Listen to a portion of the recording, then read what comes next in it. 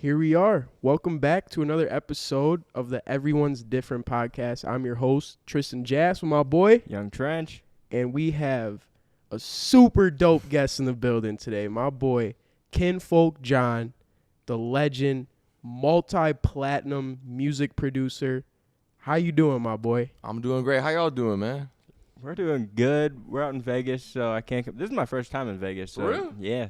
Jesus Christ. So I can't complain. Had a good little club night last night. Yeah, it was Trent's first time in a club in Vegas, so Wow. Y'all popped his Las Vegas cherry, bro. Exactly. That's crazy. Exactly. Yeah. I ain't gonna do no gambling though. I ain't got the money to lose. But yeah. Hey man, stay away from gambling, man. It's fun, but don't.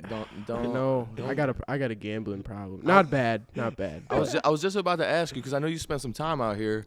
What's your deal with what's your vibe with the gambling stuff? I do it for entertainment purposes, but I'm down 4,000 right now on this trip. On this trip. Oh my god. So maybe we'll try to win it back today, but What's I don't know. what's your game of choice? I would say I like craps. I like but I make a lot of money on blackjack, Okay. I feel like. Okay. Obviously not though, bro. You down 4. I know.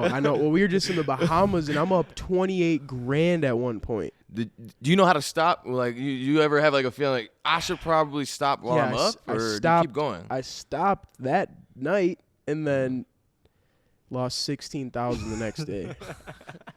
So, but then after that, I was like, I'm keeping my. You were still in the green though. I was still in the green, Okay. but lost 16,000, man.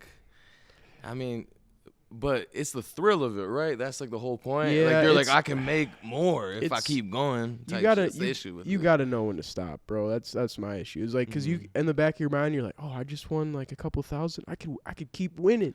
Like that was easy. I could do it again. But like, the whole night. Nah. Going to the casino, all of the odds are already stacked against you. Oh yeah. So Yeah, I yeah. mean, they have the experts. Like everyone knows.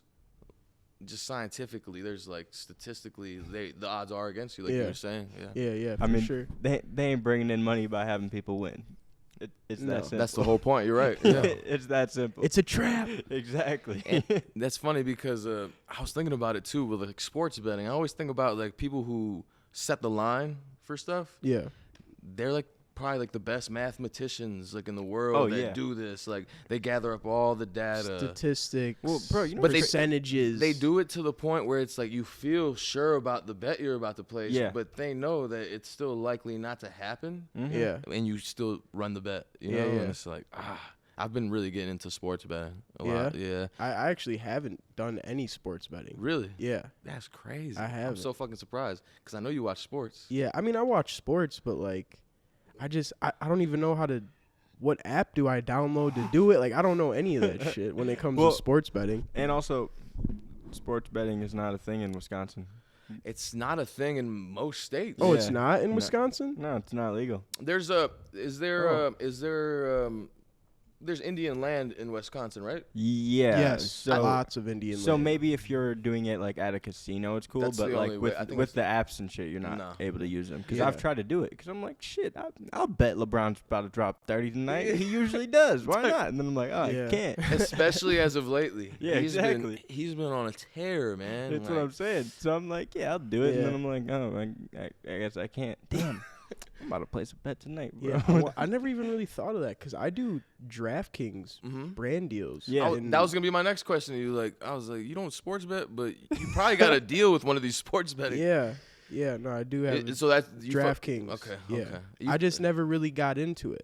So you've probably gotten a lot of other offers too, right? From all the other Yeah. companies. Yeah. And Yeah. the's more new ones. Like the new one is called Underdog, I think. I don't know if you've heard of that Underdog? one. Underdog, yeah. No, who have we've worked with There's Draft. We worked with some Was it- for some like fantasy oh, basketball the fantasy it was The called Sleeper thing. Sleeper. Okay. That shit was cool. Yeah, I didn't really. That one was I fun. don't. It was hard to pay. It's hard to like for me because I'm so busy doing shit.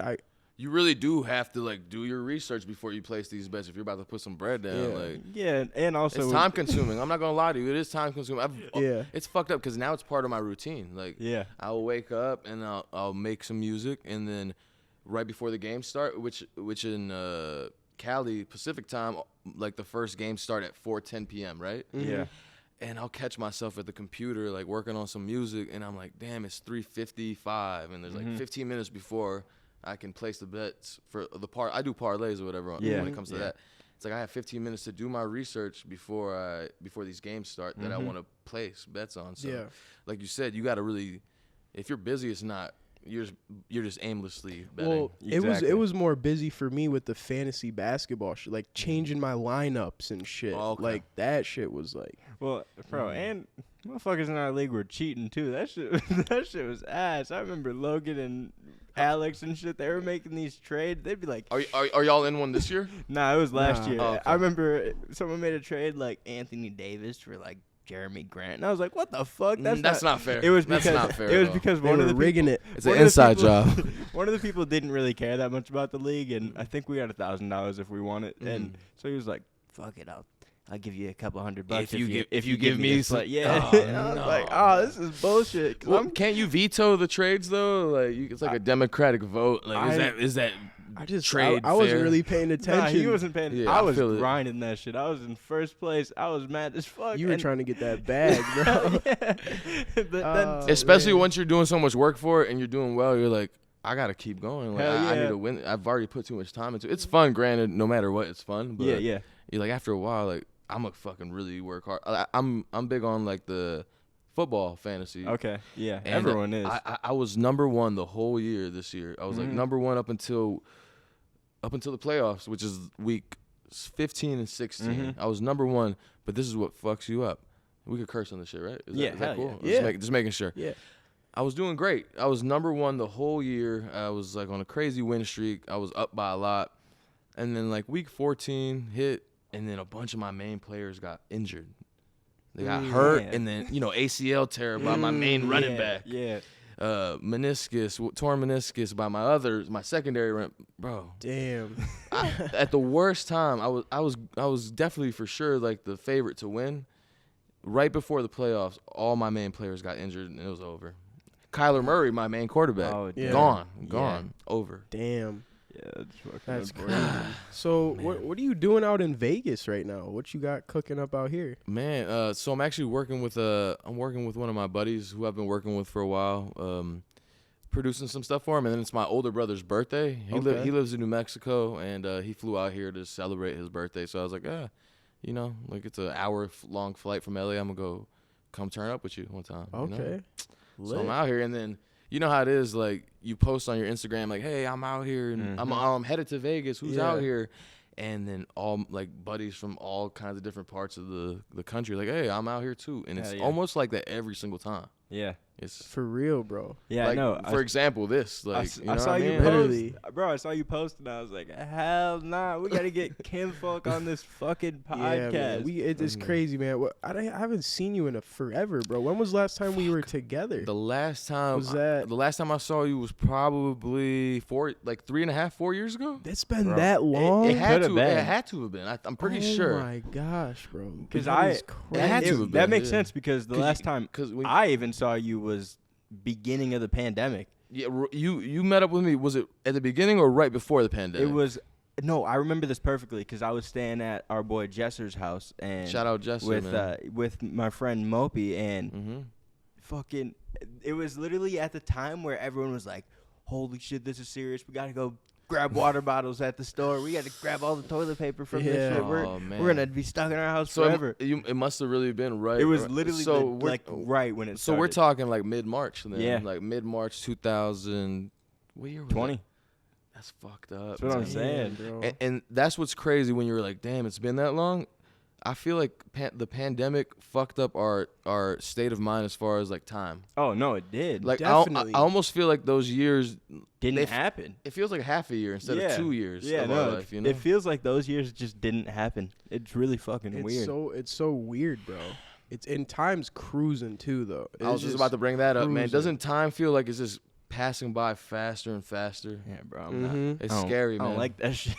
It's scary. Hey, man, I'm about to go. I'm getting my old too fast. Peter Pan shit hit Neverland, bro. For I'm real. not trying to age. Let's get it. At all, bro. Shit, man. We in our 20s till we 50. Yeah, Facts. for real. That's all I'm For trying real. to be. Damn, I'm just trying to think. When was last time I saw you though? That must have been 2019. Was it at 2019? Was it at the Lyrical Lemonade show? Oh no, it was a little bit. It was after that. It was you guys after. It was the Xans show, right? No, you guys came. You guys came to LA. Remember we went to that one club and we weren't able to get in. Remember that? Oh, Remember that one club? We all went to that one club and we weren't able to get in, so we went back to my crib and just hung out in the studio the rest of the night. What club are we trying to? Was I underage? Shit, Hell yeah, we bro. were underage. Oh my god, Hell were you? I think you might have Hell been. yeah, I don't we think were- you were 21 yet. Yeah, We were definitely underage. probably. What club are we trying to go to? Was it Bootsy? Was it Bootsy Bellows? It might have Or no, been. it was Poppy. It was It was Poppy. fucking Poppy. It was Poppy. definitely Poppy, bro. We were It trying was to get Poppy in. for sure. First of all, this was a bad idea. We were trying to get in underage, 3 dudes. When we got there and we were like, it's just us. It's just like we don't got no shorties I don't on. know how the Yeah. hell we thought that was going to work. It was kind of one of those things like, let's pull up and see if anyone knows us, man. Yeah, you know what I'm saying? And hopefully someone's like, yo. No, you had to have been tapped in with a promoter. I think you had to. were. Have been. I think Rich the Kid was performing that night too, and I remember I think you were texting someone, but I don't think anyone was answering because like you know how it is when you pull up to a show and you're trying to text someone and Especially if you don't show up early enough to those clubs, like Yeah. like the promoters are inside, like handling the people they brought in, and shit, like, Exactly. trying to show them a good time and stuff. Yeah. But Yeah. it was fun. Like it doesn't matter where we are, we're gonna fucking kick it. And Oh, hell fucking yes. have a great time. Yeah. So the last time we linked was that night. yeah. No way. That was like how many years? I would ago? say minimum Oh 3.5 years. God. 3.5 years, yeah. yeah, bro, that was a long time ago. I And don't believe that. nah, it's crazy. for real. I don't want to believe that, bro. Man, what? And I A linked long up time with ago. you again at the pandemic, and I remember we cooked up. I think we did cooked up 2 songs. We cooked up 2, and I still like those records a lot. Yeah, we were just like, damn, the mix got to be a little better Mhm. on them, and I still like those records Yeah, a lot. nah. I gotta still hear listen to them, bro. I haven't. You have never heard them? Never heard No, I them. don't think so. And I've gotten better at mixing, so Yeah. I'm down to like go back to those records and like touch them up. But obviously we gotta cook up some new We're shit gonna too, cook bro. up We some gotta new cook up some shit. crazy Yeah. shit, We're bro. about to all be up. You and- guys got to. Oh Bro. no, we're going to. For We, real. we've both gotten so much better. Oh yeah, hell yeah. We were already dope, but we're way better at Bro, what plus, we do. Yeah. I'm not even gonna lie. At that time I had never recorded like in front of anyone besides Mhm. Tristan and Mhm. like maybe a couple of friends. Yeah, so Trent always was like never wanted to record vocals in front of like Too we many had people. hella people in the studio or at the Mhm. crib, whatever. yeah, I've always feel been that. like a person that I like recording by myself because I can be in like the vibe and shit, and like it feels weird when people are watching. I know some rappers love to have fucking. Some people love it, like it puts them on the spot or whatever. Exactly. I'm like you though. When Mhm. it comes to, I'm mainly a producer, but I also like do the recording all Yeah. this stuff, and I feel most comfortable when I'm by myself. Too. Yeah, it just I don't know. There's something about like I just turn off all the lights and just get in my zone, and I feel like it helps me more. So And it then was the first time I had ever recorded with someone that wasn't like someone I hung out with all the time. So I Mhm. was like, God Yeah. damn, I'm fucking nervous And right that, now. That's dope though, because I actually get a lot of those experiences with artists, Mhm. like saying the same thing, like yo, like this is like the first time I've had like a session with like a vocal producer, engineer, like. Yeah, no, but that's dope. I always love working with people that haven't had that because I feel like I make it comfortable. yeah, and, no, like, it was. Like, you know, and me and you were already homies by then. Exactly. Like, it's not like the first day we met or anything. No. So, Yeah. Yeah, no, it was just a different experience for me. I remember you had this this booth in your house, and I was like, oh, Bro, that's a legendary booth though. We gotta talk about some shit. I'm so glad you brought that up. Yeah. Because what are some songs that came out of this booth, literally in like your backyard, like back That patio? Yeah.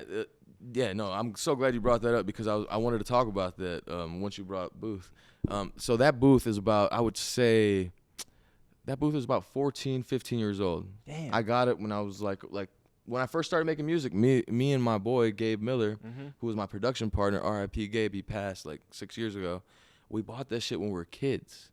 Wow. And we were little. We were like 14 years old. And it was big because we wanted to be rappers, right? Mhm. We wanted to be rappers, but we knew we were gonna do it all. We also bought like DJ equipment. We Mhm. bought the software to be producers and all that. So we were doing the rap shit, but we realized what we liked the most was the production shit.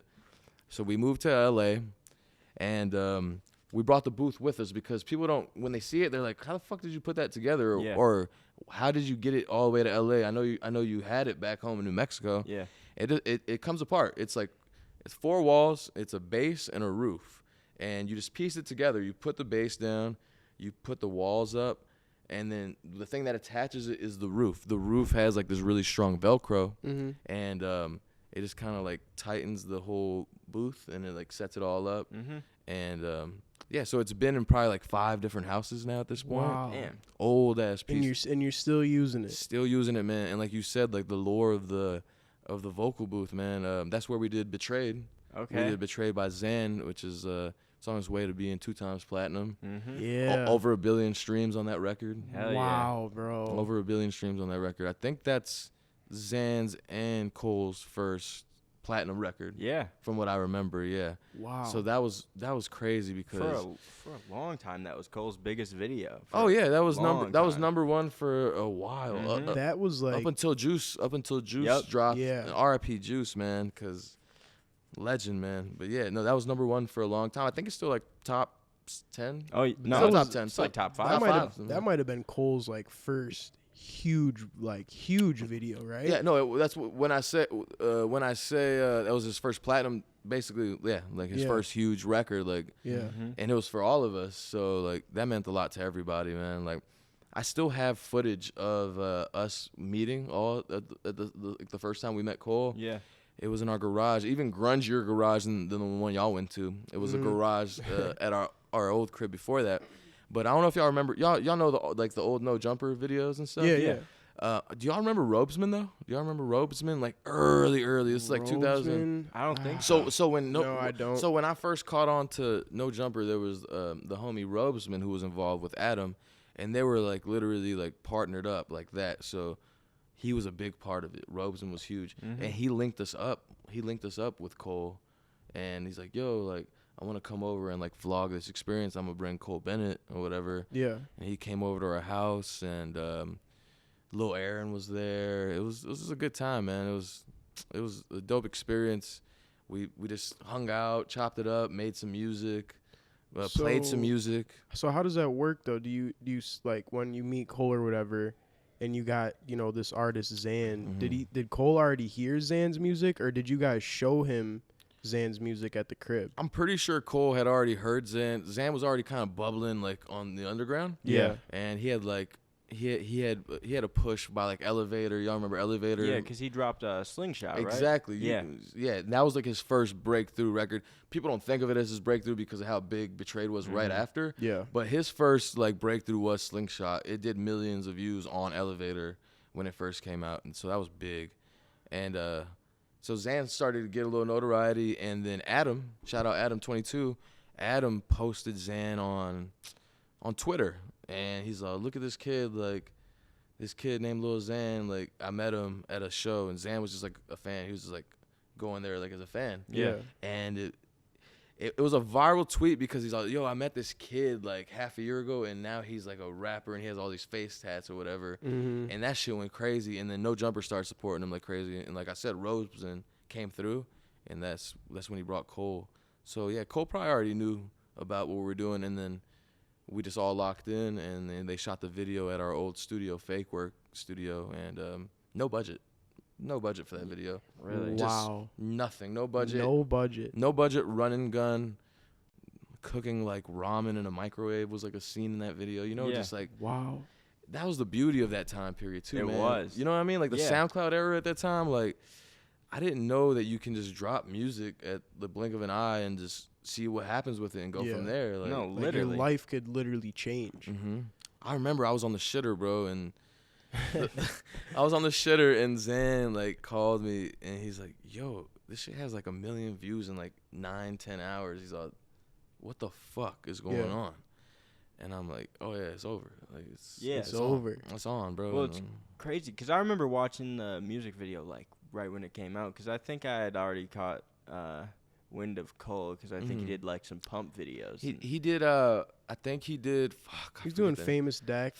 Shout out Famous Dex. He was doing a lot of Famous Dex and like who else? Chicago Warhol. Remember the old Warhol? Yeah, Warhol. Remember that old Warhol video? Shout out Warhol. Shout out Warhol, man. Dope ass dude. But that's when I first got put on to Cole. I was like, man, he's different. Like he's got like a vision for stuff. So I like Cole since like the beginning. Like Kevin Pilari, remember Pilari? Yep, all that old shit. So no, I just remember seeing this video like the second it came out because I was always watching any video that Cole dropped because at the time like that shit was fucking like the craziest editing you had ever seen. It was a different thing. And like the color on it. Yeah, exactly. Stuff, so I remember watching that video and being like, who the fuck is like this kid like Lil Xan? Like it was a crazy name.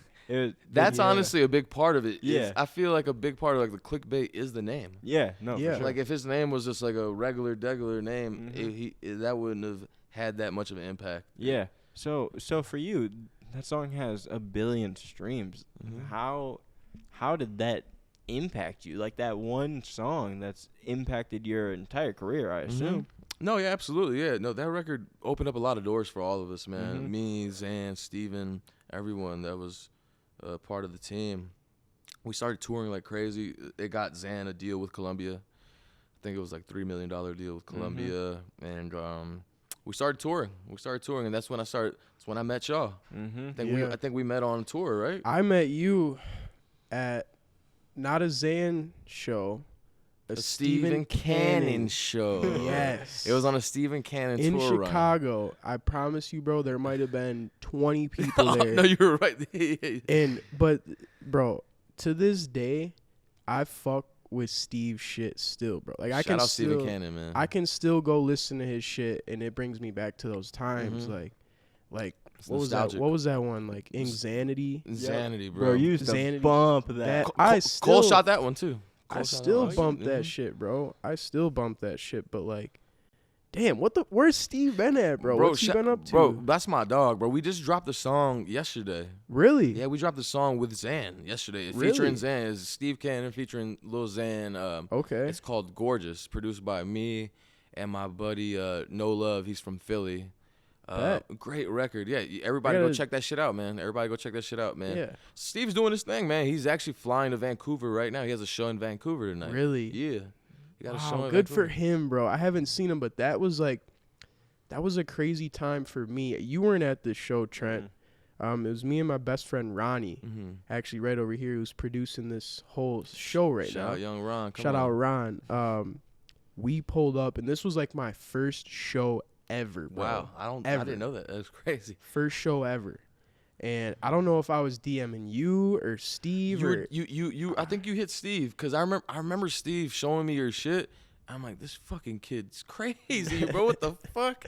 You were still low key still. Yeah, you were still very. I think you had only had the teacher viral video. I probably had maybe a couple 100,000 followers. I don't think you had that many yet.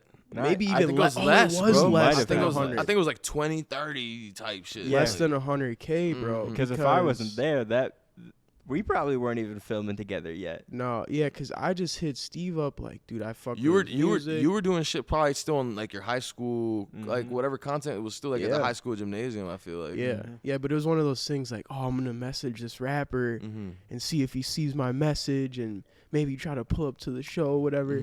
So we pull up to the show and I end up meeting Duffel Bag Buru. Shout out Duffel Bag, yeah, man. Shout out cool to him. Ass dude. Cool ass dude. Good people. Met him there. Met you. I met Steve. But one of the craziest things about that was there was only like 20 people. You know, they're super bumping, low key ass. super low key. But you guys fucking killed it. You didn't give a fuck that there was 20 people in there, bro. Thank you. There could have been 2 people and there could be hundreds of whatever it is. You guys still came out and rocked that shit.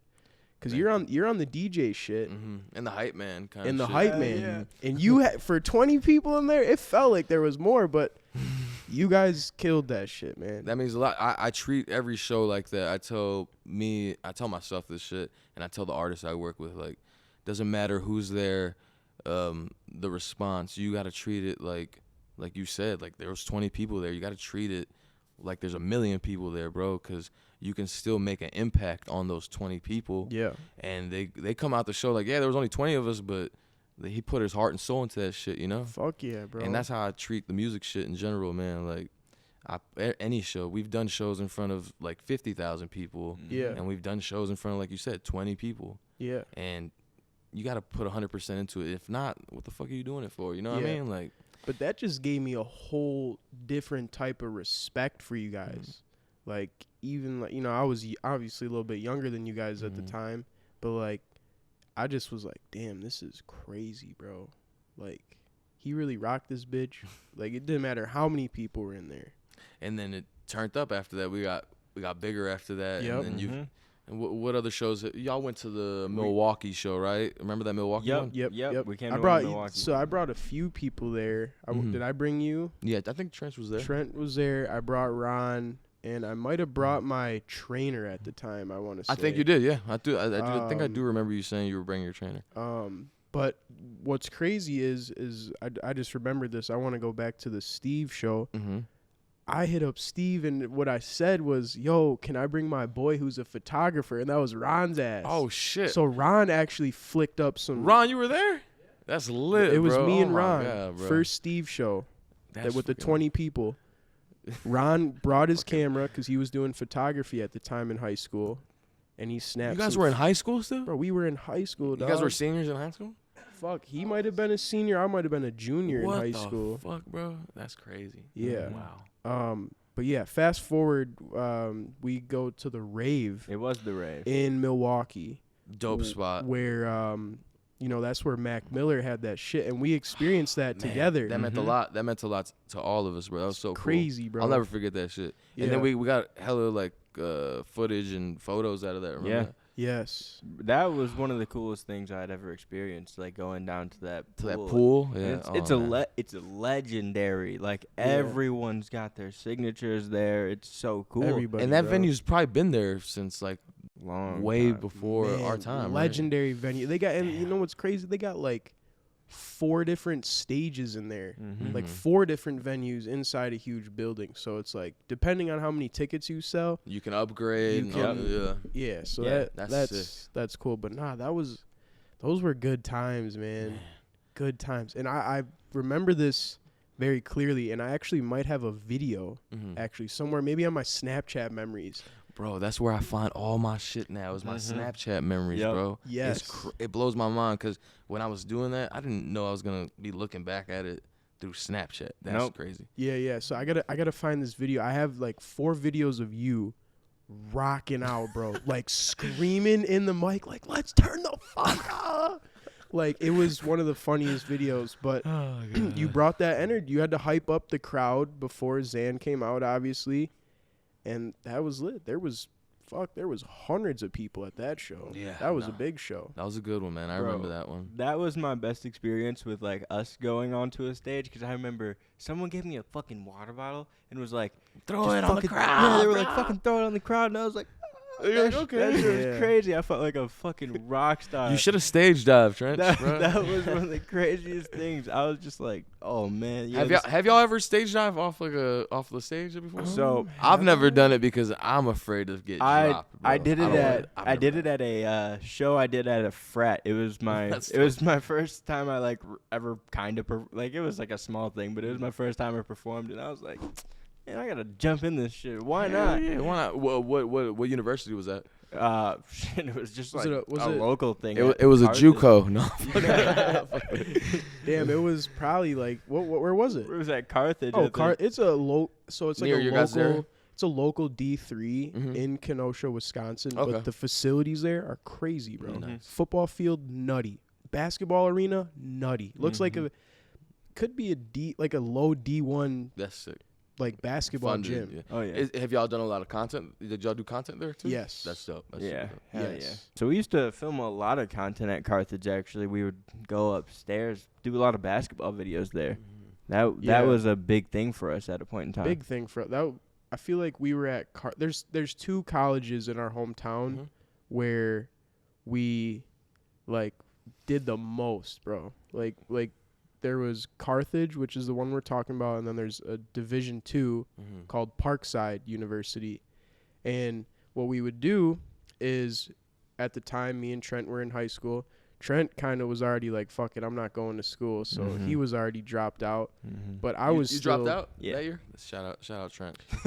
Yeah, so Trent was already like, I'm not going to school anyways. And I was like, Well, I got to go to school because I'm playing on the basketball team and shit. I can't not go to school. 100%. Even though I didn't really want to go, but did it. But we would sneak into this college. They closed at like 10 p.m. They'd lock the doors at 10 p.m. And excuse me. We would go upstairs and hide in the ballerina room at like 9:55, right before they would close the doors. And when they would lock the doors, the person that was watching the whole, school, whatever, they would leave, and then we would go down to the gym. And this is on like school nights in high school. Mm-hmm. And we would film crazy layup videos, crazy trick shot videos. YouTube videos eventually started coming. But that's what we did, bro. We finessed the system a little bit, and the janitors would be coming in there like, "What are you guys doing?" I'd just be, "Oh, my dad's the head coach." Yep. They'd be like, "Oh, you're good." And they wouldn't second guess it or question it, right? No, not at all. Would you guys have to turn the lights back on, or were the lights still on in the gym? Everything was usually I think it was motion censored. In the gym, it was motion. That's sick. So as soon as you walk in, it might be pitch black, but you start dribbling the ball and. That's sick. It's kind of crazy though, because when I really think about it, we've probably been kicked out of Carthage and Parkside at least 30 times. For sure, we've definitely got kicked out so many times. But they don't ban you guys. They never banned y'all, huh? Y'all would. There was one time where I feel like they really got pissed at Tristan. Oh man, and they cracked down. Oh man, this was crazy. This was at Carthage specifically. Mm-hmm. This was wild. I think we were just running fives. We weren't even really filming videos, just hooping, bro, having fun. And all of a sudden, 4 security guards walk up and say, "You need to leave." And they're pointing at me. And everybody in the gym is, like, confused. Like, why? He didn't do nothing. And they're like, "Oh, he's not signed in with a student here." And I literally am with all students at Carthage. And they're like, "You need to, like, get off the property now. If you don't leave, we're going to call the cops." So I pull out my phone and I start filming. I'm like, they're kicking me out for no reason. I think I remember that. You posted that shit, right? You posted it on your story or something. A while ago, bro. And, I was I was immature back in the day, and I'm, posting this stupid shit. And I had people going to their Instagram page, flooding it like free Jass, like, bro. Like you went to jail.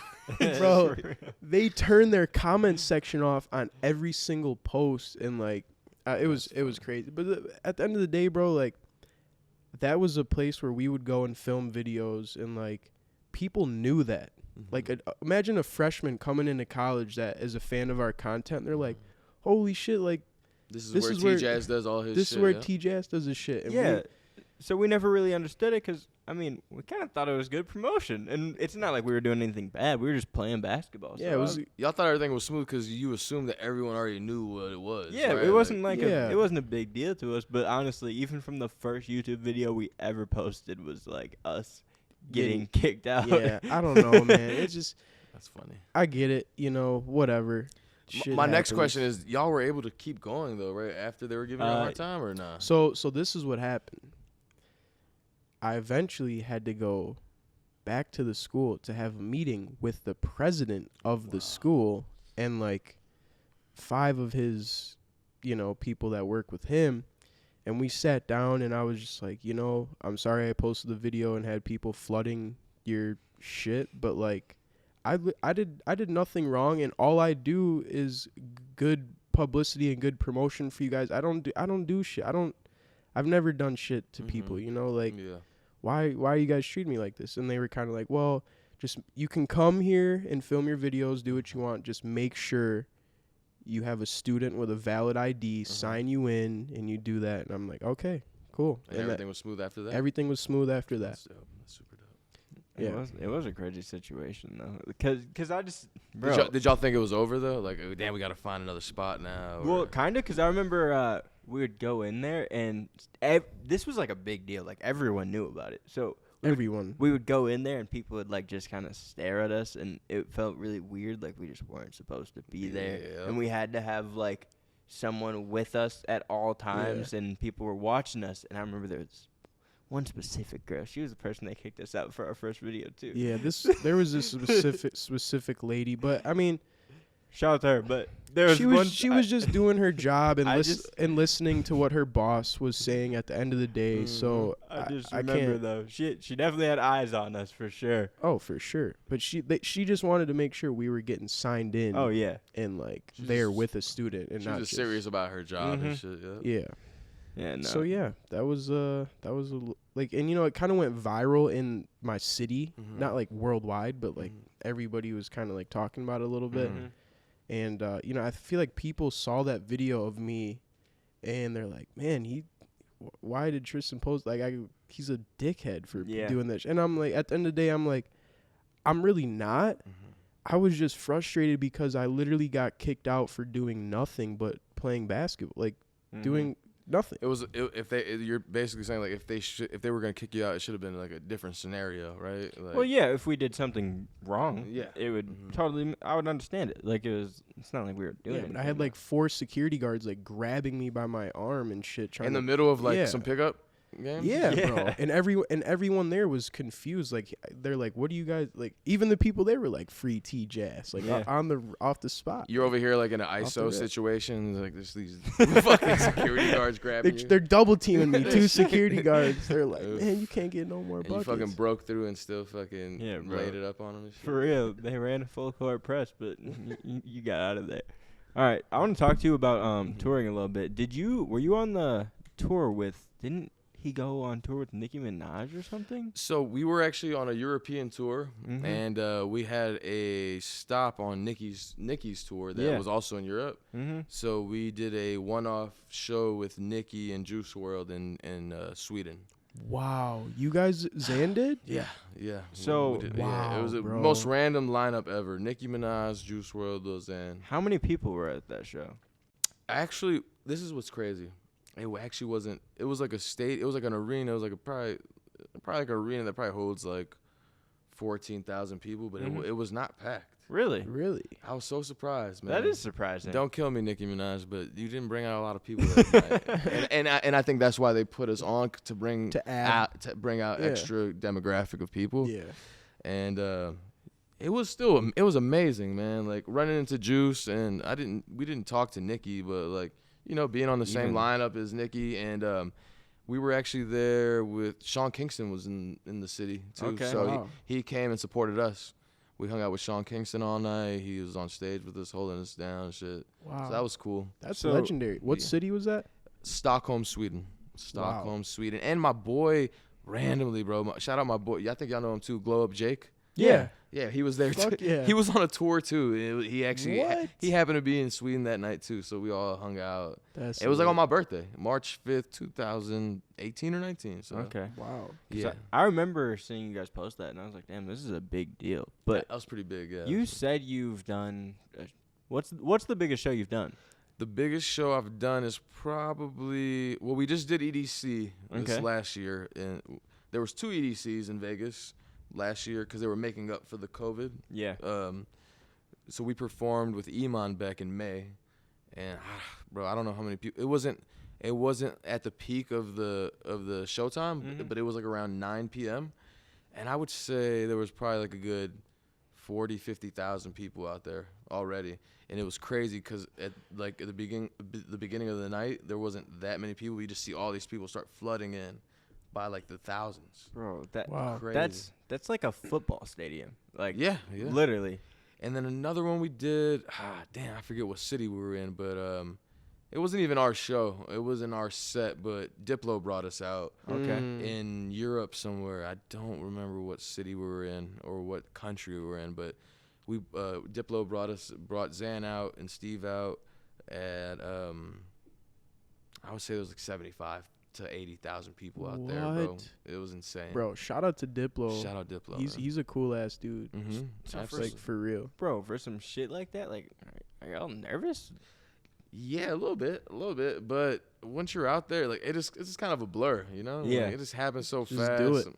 Just happy like same, you know how that shit goes, like with like preparation, you don't really get too nervous because you put in the work. Yeah, you put in the work, so you should be confident. You're kind of confident in it almost. Yeah, but you still get nervous. You know what's interesting? I think for me personally, I've always felt more nervous with less people. Absolutely, no. That's absolutely true. I feel like they're like it's personal. Exactly. Like they can individually individually judge me. There's no way. You'll notice it. If I'm doing a 10,000 person show, not everyone can walk out to me and be like, "Yeah, you fucking suck tonight." But if it's 15 people, they could be like, "That shit was ass." Or you could just it's just so personal. You could see it. Yeah, You could see it in their facial expressions, like, and then you're like, ah, fuck. It's different than a sea of people. Like even at some like shit. If someone tells me on the spot, they're like, "Yeah, you can sing."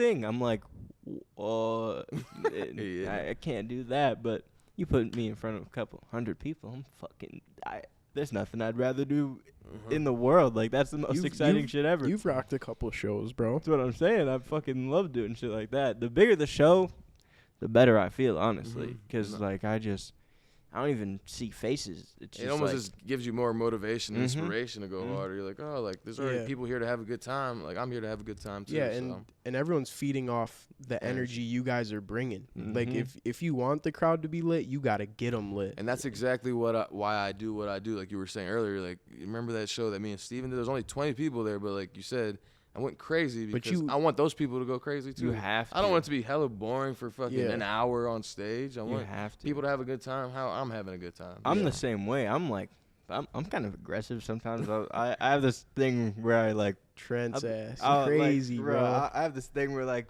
if I don't see someone moving, I'll just like fucking call them individual people. I'll be like, "Hey, you fucking kid smoking this blunt over there. What the hell are you doing? Why are you here right now?" Or like, like we'll be doing a show at like the frat house or whatever, and there'll be like 10, 20 people close up by the stage, and then you got people like in the back that are like sitting on a couch, like in a fucking field in the backyard or so, like what? And Trent's like, "Hey," he's grabbing the mic. "You guys better stand the fuck up and get up by the stage right now." No, for real. You got to treat it like that because it's like it throws your energy off that's too. What I'm saying. If there's in the side, they're not being haters, but it's like a downer. I need it's like a downer moment. I need to see everyone having fun, bro. That's why I'm doing this shit. I want everyone to have fun. Like after I do a show, I walk up to fucking every person that I can and be like, "Did you have fun? Did you like?" That's what I care about because I know I'm gonna have fun regardless. I love this shit, but I want everyone to have the time of their lives, bro. It's like if you can really get people to be engaged, they're gonna remember that shit for the rest of their life. Like when I was a kid going to these shows, like I would see like Justin Bieber or some shit, and I'd be like, "Dude, this is the fucking craziest thing." I remember that. I remember that shit till this day, and I'll never forget it. No, and that's perfect. Like what you said, everyone will remember you. Like you'll have an impact on people, especially if you give it your all. Like people remember that shit. So, like you said, whether it's 20 people or 200 people there, you treat it like that every time, you'll have an impact on people every single time. So, I like that. Hell yeah. I wanted to ask you, John. So, how being a producer, how do you make money like for yourself on your end? Because obviously, everybody sees the song coming out, but you're on the beat. Like the full thing isn't a full thing without the beat, obviously, in production, which is what you do. Yeah. How does that work? So that's a good question because I still to this day try to figure out more and more about that. Yeah. And I've gotten pretty good at figuring that side out. So there's like publishing and there's like mechanical royalties. That's like ASCAP, BMI, and then you have like show performance royalties as well. Yeah. And stuff. So when you drop a song, you make sure you and this is as a producer. Yes, as a producer. This also applies to whoever's part of the record. Anybody that's part of the record. So you drop the song and then you make sure that you register that song and your percentage, whatever you guys agree upon. You set that percentage like for your publishing, and then but these are all different entities though. Like publishing, I do my stuff through Centric. And then some people do their stuff through other companies. And then on the other royalty side, with like the mechanical royalties, like there's ASCAP and BMI. Yeah. And stuff like that. So you always have to make sure you register your stuff. Yeah. If not, they're not tallying up all the money that's being made. Yep. Yeah. And I think after a certain point, if you missed out like on a certain amount of time, that's not recoupable. Yeah. And Yeah. I had to learn that the hard way. Yeah, no, I had to learn that the that's hard way. important. I didn't have my shit registered either. For a long time, like till Cooper came around, because I didn't know. Like I thought all my money was just coming into DistroKid. I didn't know I was missing out on publishing. And then Like, there's a lot of money that would come through the publishing there's side. thousands and thousands of dollars, and I'm like, oh fuck. And Cooper is He's my manager. your manager. Shout out Cooper, man. He's a good dude. Okay, cool. So he kind of showed you the ropes on that side of shit. Yeah, because I had no idea. I didn't know I was just missing out on this publishing shit. I just thought like everything was coming to my distribution. Yeah. And like it is a thing. Like a lot of artists, they don't even know about it. It's a very common thing. Yeah. And it's like you feel good like when you figure it out, but you're also like hurt. Damn. Because you're like, damn, like all these other records I dropped, never had them registered. Like, ugh. And you miss out on a lot of bread, bro. Like, Yeah. Got these fucking songs with millions of streams, and I'm like, oh man, I missed out on thousands and thousands, bro. Definitely. Yeah. So how many platinum records do you have That total? I've worked on? Yeah. 3 at the moment. Okay. I worked on the most recent one that got a plaque was Xan and Diplo Colorblind. Oh yeah. That one went gold in February, March of this year. And then Okay. I haven't gotten the plaque for it yet, but I want to do that. That's a whole nother thing too. The plaque thing is like politics too. Really? Really? Like you can't just say, "Oh yeah, I worked on this. Can I pay to get a plaque done?" Nah, they have to, like, the people who own the record or whatever, they have to give you permission, and like they have to like sign off on it. It's a Really? whole thing, man. Damn. It's a whole Wow. thing. So I've worked on Colorblind, and then obviously Betrayed, like we were talking about, Yep. almost double platinum. And then I also worked on YB and Amir. It's called Bounce Out. Y'all remember that record? Hell yeah. Bounce Out. Banger, bro. Another Cole Bennett joint right there. Big record. That one's actually double platinum. Double Yeah. platinum. Double platinum. So yeah. you made the beat to that song? No, what- for the Namir joint, I mixed and recorded it at the spot that you guys went to. Yeah. Yeah. He recorded it there. He So- recorded the majority of the song. He actually came in, I think, with maybe a piece of the hook, and then I recorded the rest of it.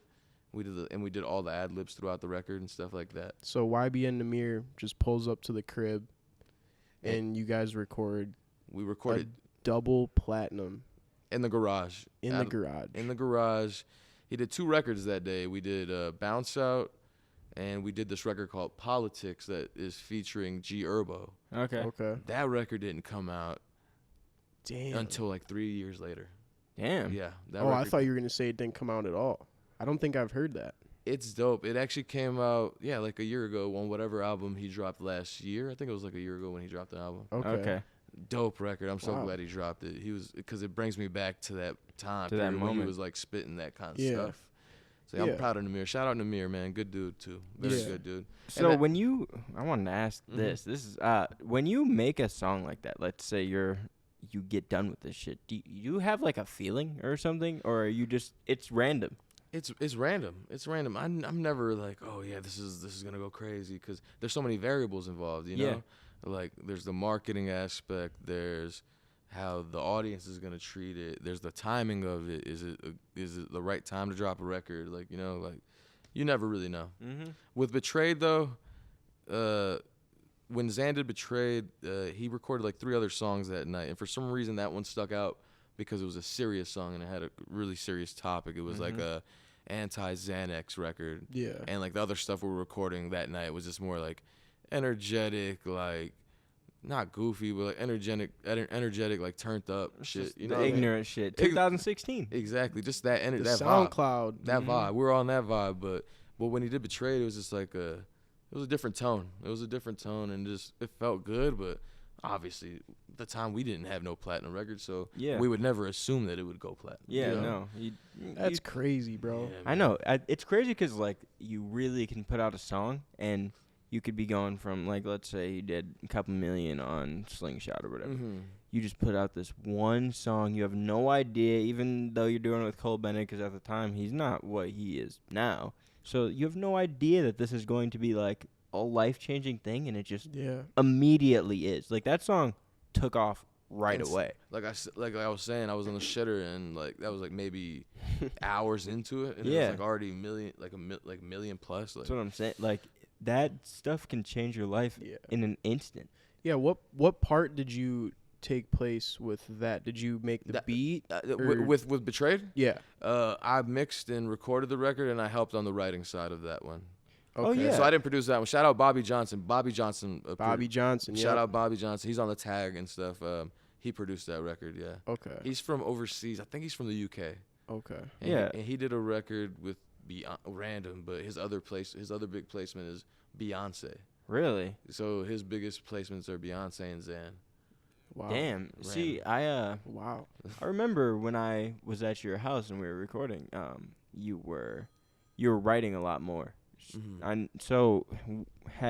Do you still help out artists with writing a lot? Yeah, I've actually gotten even more into the writing side of stuff, actually. And it just kind of went hand in hand with, like, being a producer. Like, a lot of it came hand in hand with being a producer and an engineer, because a lot of the artists I work with just trusted me with my opinion, you know? Mm-hmm. And then I realized, like, a lot of the stuff I ended up having input on ended up being really well done, and it ended up doing well. Mm-hmm. So I had confidence in my pen game as well, you know? Mm. So, and then I started dropping my own shit too after that, because I would start doing references for artists, and sometimes the artist wouldn't drop the record or record the reference that I came up with.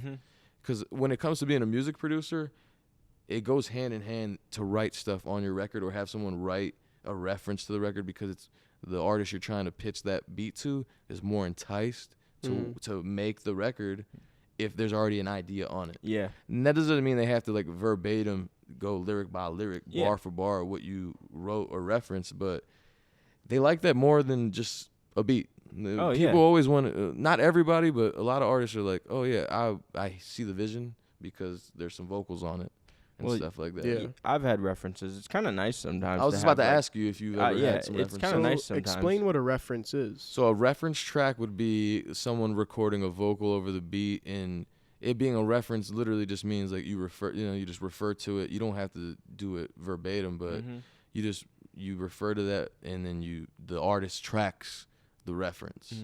Okay. So if I track a reference hook and the artist likes it, they'll go in and record their vocals over the reference. Your lyrics. Yeah. Over the reference. And it doesn't literally have to be over the lyrics. We can mute it. But they'll write down the lyrics from the reference and just figure out the timing on it and stuff like that. Yeah. And they'll change up their line. They'll change up like a line or two or whatever, a word or something like that, and make it their own. And that's like the best way to make music sometimes, I feel like. I love doing that. For example, my second biggest song is I made the hook. I love that record. And thank you. Love Please. I made the hook, and then my friend Tyler, I was like, dude, I don't know what the hell I can do. Do you want to just try writing this? That's fire. I didn't. I was like, this hook. Did you know that Tyler could write already? Or? Yeah. Okay, cool. Yeah. Cool. So we make music together sometimes, but I was like, fuck, I don't know what to do for the verse, and I feel like this hook is so good. Like, there's no way this song, because a lot of songs have a great hook and nothing happens with them because I don't think of a good verse. Okay. Yeah. So I was like, shit, you want to try and record something and just write this? And he wrote it. And I was like, damn, but I still want this song to be a solo song. So he just told me I could record his verses, and ended up being my second biggest song. Yeah. It's kind of crazy because Trent has like a friend group that does music and shit. Like, I'm obviously homies with all of them too, but they be doing their shit, and all of them are so talented. Like Tyler, Ethan, Yoden. I remember Yoden. Hell yeah. I remember Yoden. Bro, like, this dude has like EDM tracks that are like some of the craziest sounds I've ever heard in my life. But it's just so hard to, get it out there because everyone's trying to get their shit out there. And like, all of these guys I feel bad because they're so fucking talented, but it's just hard to get their shit out there, bro. That's the whole part. Like, it's like so many people were so dope and talented. It's like, how do we make them break through? Like, and it changes by the year now because of technology and social media platforms. Like, even like the TikTok algorithm, just like the whole set. Like, oh, you could blow up off TikTok, And yeah, you still can blow up off TikTok, but it's not the same as it It's was not. 2 years ago. No, it's not. Like, it's changed. Me and Cooper talk about that all the time. It's like the algorithm is like the last time you heard a song blow up on TikTok to be a top 10, it's been a while. It used to happen every single time. It was just random kids blowing up. They'd have a top 10. Yeah. Well, I remember when it first came out, I wasn't really a fan of it. I was like, oh. Of the platform? Yeah, I was just like, well, someone's trying to come in and, do their own thing. Kind of cool, whatever. Mm-hmm. I didn't make a page while everyone else was. And then, then everyone starts. You start seeing all the main celebrities with pages. And then people were like, yo, why don't you have a fucking Instagram? Exactly. TikTok? Yeah. So I eventually did make one this is like right around the time when it first started getting popping. Mm-hmm. And bro, I was like, I didn't realize, bro, I have 0 followers and my first video did millions. Insane. And I'm just like, this is like, it's not real. Like, this is fake. Yeah, no, that's what's cool about TikTok, though, because it does give people a chance that don't have a following. Like you said, you can have 0 followers, and the algorithm will give you a chance to go viral without a following. Yeah. And that's what entices people to be on TikTok and do their thing on there. So I was like, bro, if I'm doing shit, all these hundreds of Instagram videos that I've already posted, we are re-uploading them every other day on TikTok and seeing what the hell happens. 100%. And TikTok doesn't, they don't punish you for recycling videos. No. Like, you could even drop the same video on TikTok over and over, and it's not going to punish you for it being the same thing. You can just wait until that shit blows up. You're just like, damn, it didn't blow up. I'm posting it again because I know this is a good video. And it's fine. Like my roommate, Morgoth Beach, shout out to him. He has, so he has like these crazy wolf tattoos on each side of his face, like big fucking wolf tattoos on each side. Yeah. And he did like a reveal video of one of them, like taking off like the Sanoderm, which is like the little plastic that they put on your your tattoo. He made like a super satisfying like video of him like taking it off. Yeah, well basically, there was a lot of elements to why it went viral. So it was like him peeling it off. People don't know what that is. A lot of people don't know what Sanoderm is.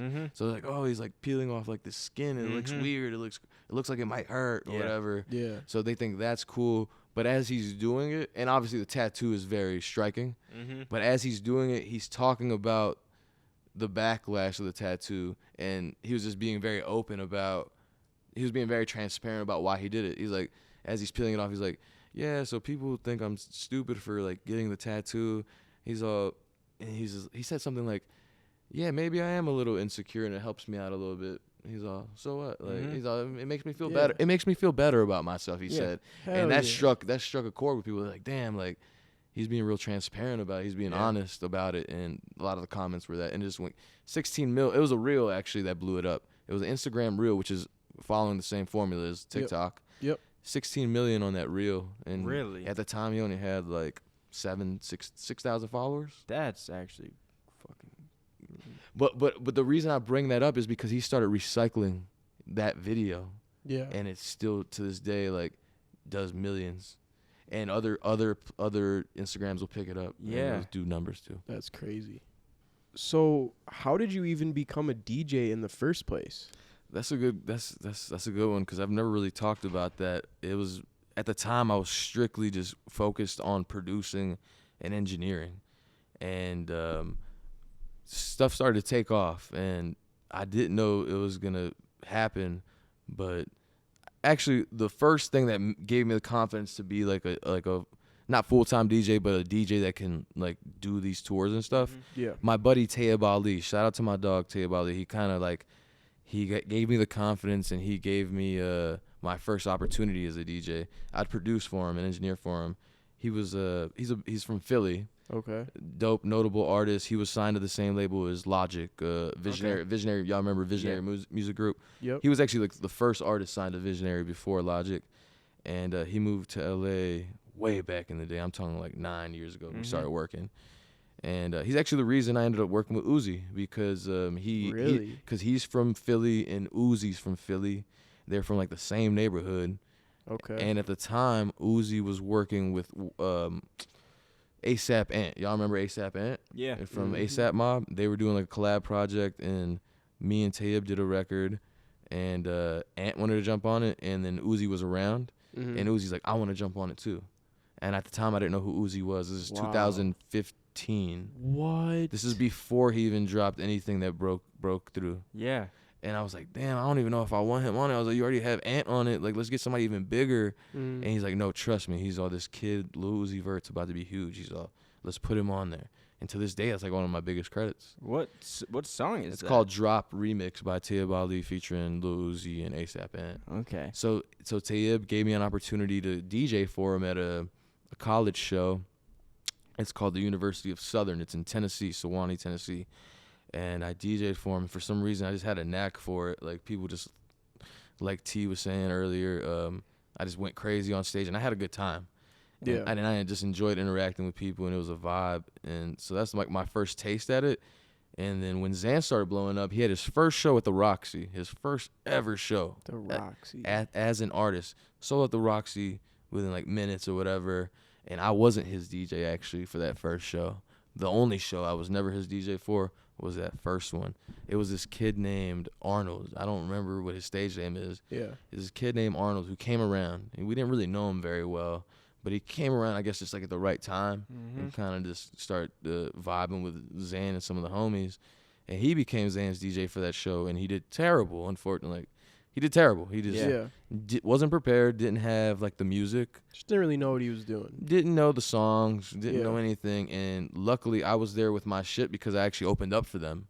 I opened up for them as a DJ for the other artists that were performing, that are people that I already DJ'd, that I record and produce for. Yeah. And I crushed that or whatever. It was for, shout out my boy Crash Rory. I don't know if y'all Insomniac Lambs and Insomniac Rory. They're from like Cincinnati and like Columbus. I think so. I think I've heard Crash Rory's dope. So I DJ'd for them, and it went well. And I had all my shit on me. I had like my hard drive and like my jump drive that had all of everyone's music. Luckily, because when it came down to this dude DJing for Xan, he didn't have any of the music. He didn't have the music to like play at the show. So I had to like literally like hold his hand and fucking like have the music for him to play. Like, he didn't have the music. How the fuck is that even possible? I don't know, bro. What the fuck? Selling out the Roxy and don't even not be ready for it. So basically he fucked up and I was prepared.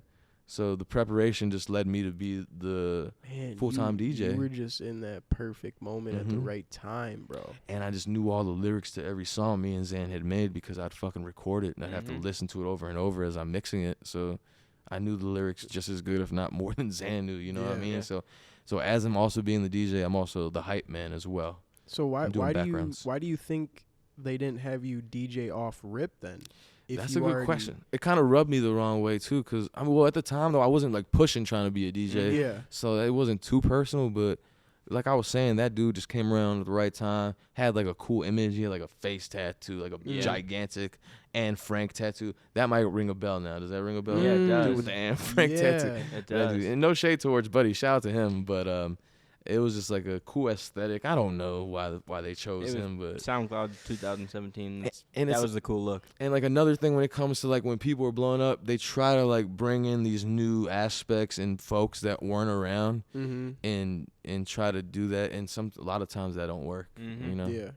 But that's how I got my start. After that, like it was a wrap. We got our nationwide tour got booked probably like a month or two after that first show, and then we just hit the road and we did 2 or 3 nationwide tours and 2 European tours and 1 like world tour. And that first one would have been the one that we went to, right? Exactly. Damn. Yeah. Wow. It's fucking nuts. Damn, bro. That's actually awesome. Yeah, man. All right. So I wanted to ask, do you have any like crazy fan experiences, crazy just tour stories? Dude, I'm sure you got to have some crazy stories, bro. I'll start with like one of the first ones that really made me feel like, damn, we on, like this is crazy. Like first tour, right? First tour ever did. First stop was Vancouver, which is actually where Steve flew today to do a show. Yeah. Shout out Vancouver, Canada. Yeah, beautiful place. I love it. That was my first time out of the country. Was Vancouver. Super slept on city, man. Yeah. It's like, to me, I'd say it's like California. It's Canada's California. You know, it's a vibe. But anyway, that first show we did for that tour, bro, Nardwuar was there. No. Shit. Nardwuar showed up to the hotel to interview Xan. And Nardwuar was so cool, bro. Like, Bro, the coolest how, motherfucker, so bro, in the world. I'm sure he probably had like some memorable things for Xan that like brought back crazy memories. How the hell does he know, like, the deep dive research? How does he know that He shit? he never gave that up to us, but we kind of started to think about it, and we're like, did he find Xan's Facebook and then maybe like found some like long lost friends on his Facebook and like them. hit them up? But they never came out and said that happened, so that was never brought to light either. Yeah. But that's the only way I could think of how he could come up with some real deep research like hit that. up like a relative and be like, yo, don't tell so and so, but we're doing this interview and I need some shit. Like a relative or like a long lost friend or like a Yeah. like his first girlfriend or something like that. Yeah. But yeah, he knew like all the stuff he liked as a kid. Like he knew shit about Steven too. Like I'll never forget, he brought Steven out this vinyl, and it was Lil Bow Wow Basketball. Oh no. shit. I know y'all know that record. Of course, like Mike, bro. Such a good record, bro. That's one of my favorite records. He's like, Bro. he brought that out, and Steve's like, how did you know that's the reason like I got into rap? Like, what the fuck? Yeah. So that's the reason like I got into like rap music and like wanted to do rap shit. Yeah. Because of that, and he had the fucking vinyl for it. You know, it's like, damn. That's crazy too, because That's like cool.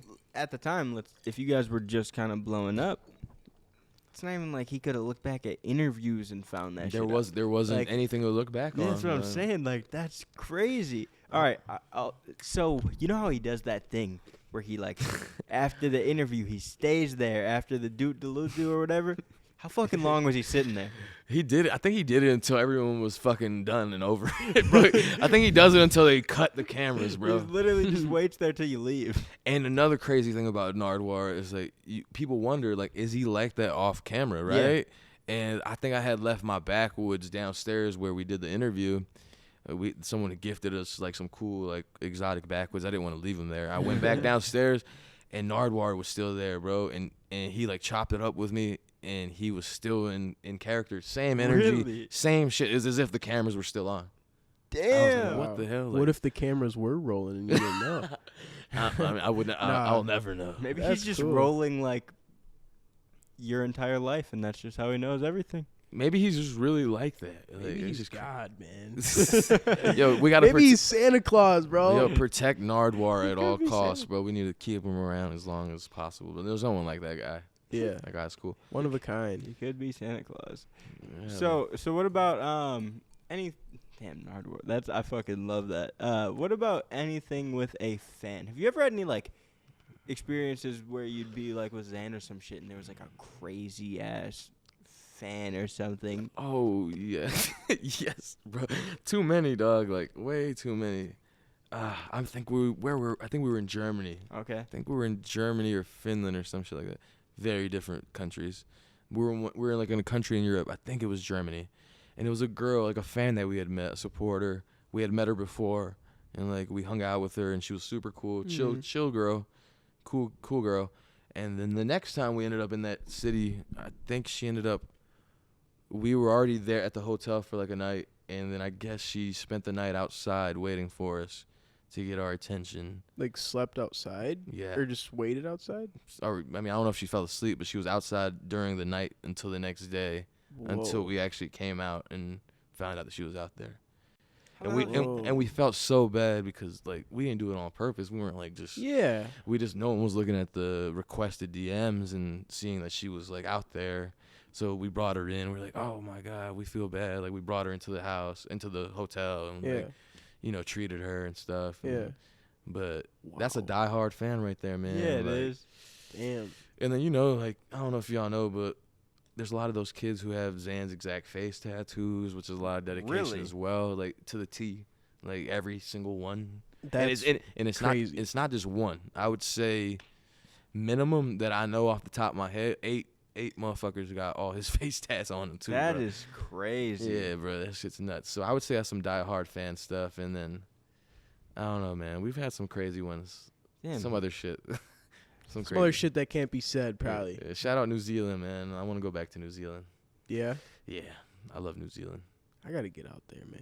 Yeah, it's a vibe. Y'all would love it, man. I don't know if y'all have ever watched like Lord of the Rings, but a lot of it was filmed out there. No way. All like those luscious green mountains. That's all. Bro, that's I all New fucking Zealand. love Lord of the For Rings. I love Lord of the You Rings. got to go out there then. I got to, have bro. to, man. I did not know you liked Lord of the I Rings. love Lord of the Rings, bro. My dad put me on. Like, my dad had a. Are you into like The Hobbit and all that shit too? Like, Not really The Hobbit. Oh, just like, I know you love like Harry Potter and all that shit. yeah, for sure. Mhm. But Lord of the Rings, bro, is just the scenery shots in Mhm. those movies with like the crazy music in the background, like the vibe, like, bro, it's crazy. Who directed?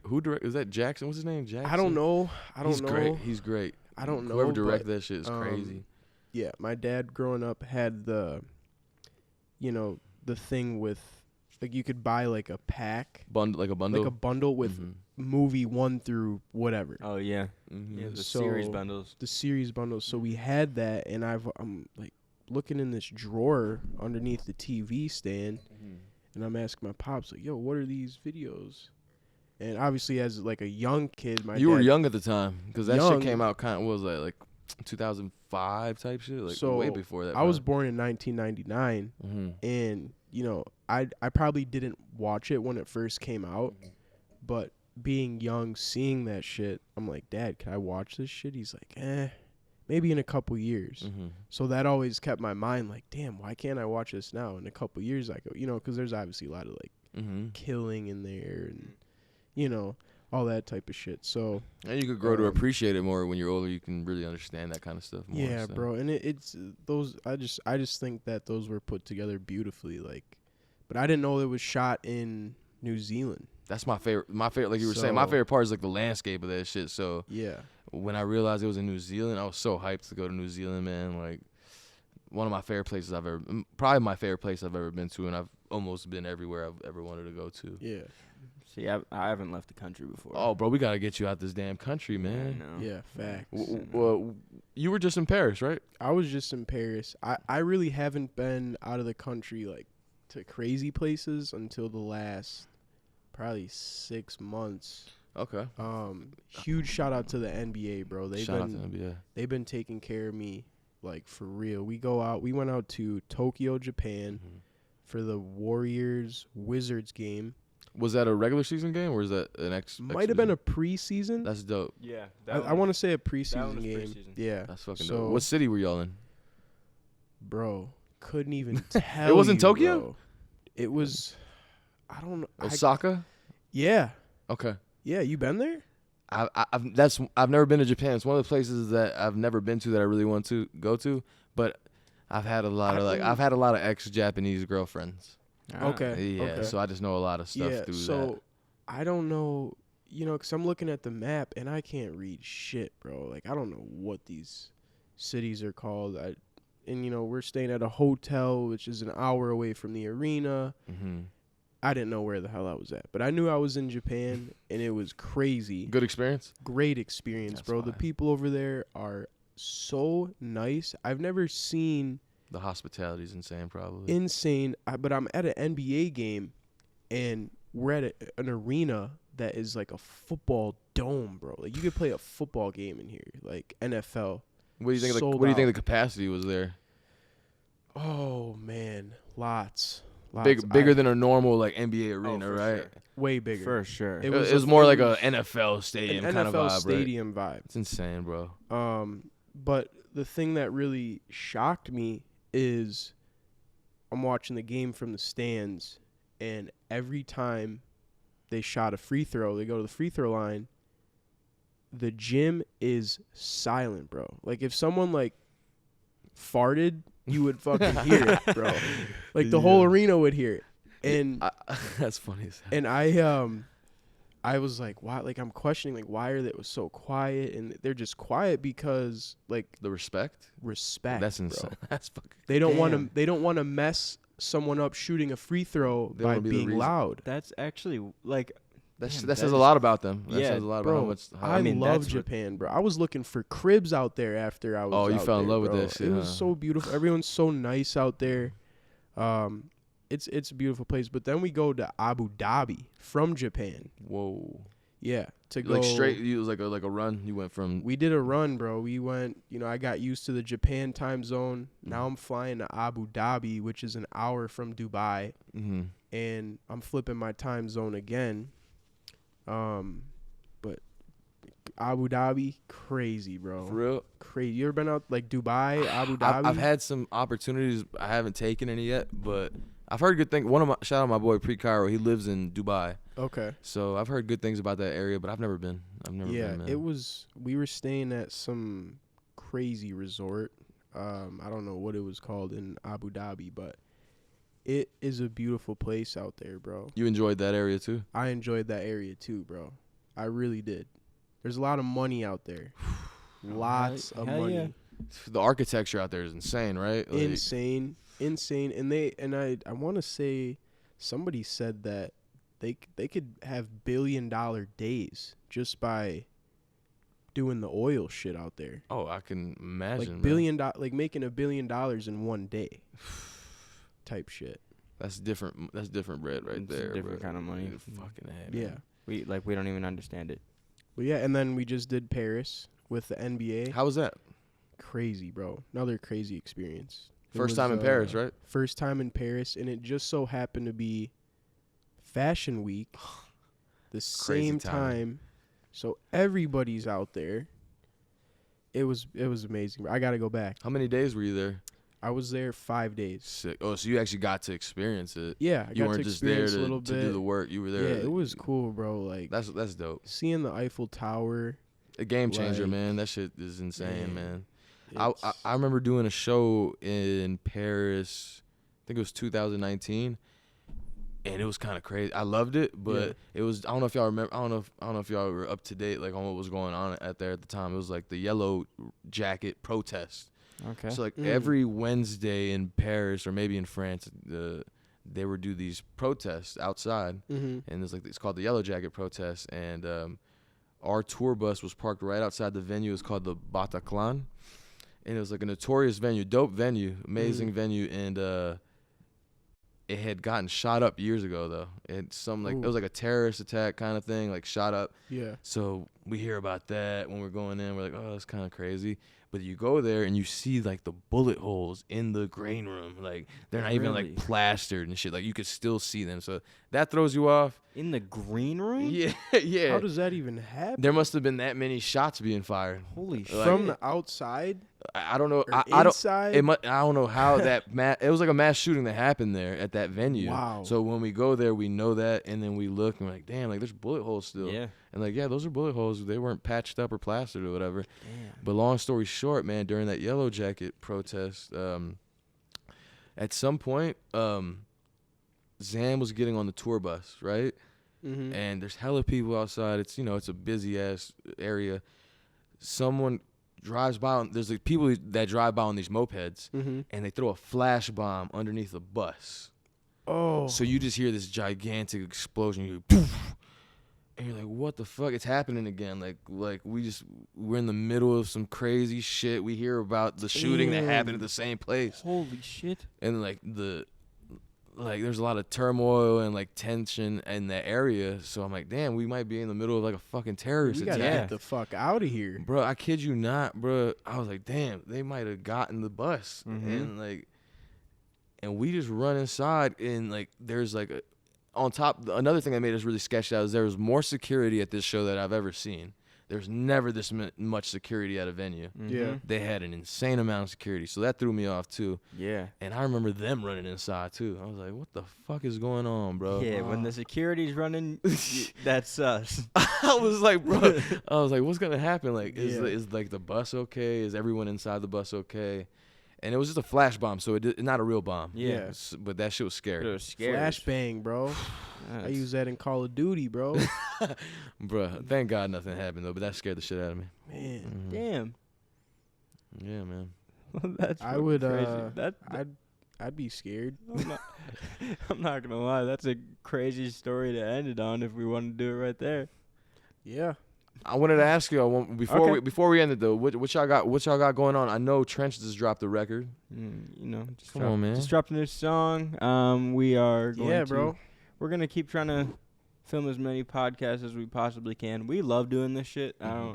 This is one of my favorite things that I'm doing right now, honestly. Yeah, bro. And you know what? Over the past however many years, it's crazy to like where we're at now. And I look back on, the times where me and Trent were, in the gym late night till 5 a.m. on school nights. Like, I got to get to school at 7 a.m. We're there till 5 a.m. I miss that shit, bro. And that was when we didn't have shit. That's when we had nothing. We just had an iPhone, a basketball, and a hoop, and a vision, bro. And now, like, starting this podcast brings us back to starting over from zero and trying to build something. Yeah, like and it's something that you love too. Yeah. So it's easy to do it because you love it. And I like doing this because we could sit down with anybody, everybody, and just chop it up, bro. Whether I don't care if you're a janitor, I don't care if you're a CEO, I don't care if you're in 8th grade, whatever. Like, I feel like everyone has a story to tell. Everybody has, and that's why we came up with the name That Everyone's Different Podcast. It's because I could ask you a question, you a question, you a question, you a question, and everybody's going to have a different answer. Yep. And that's why it's the Everyone's Different Podcast. Man, shout out Everyone's Different. Come on, man. Y'all know what time it is. Yes, sir. So, Kinfolk Jon's links to all his social media will be in the description. Go check him out. Check out his music, everything he's doing. Young Trench, my guy. Me and Kinfolk will be working on something real soon, probably in like a week. So you guys will definitely hear all that. Let's get it. And yeah. And then we're gonna make T-Jazz drop something this year. We'll do that. We might too. Drop some shit. Let's go. All right, we'll see you guys next episode. John, thanks for pulling up. Thank y'all for having me, man. This was fun as hell, bro. Come on, man. Of course. Part 2 coming soon. Let us know in the comments. Thank you for watching. Thank you.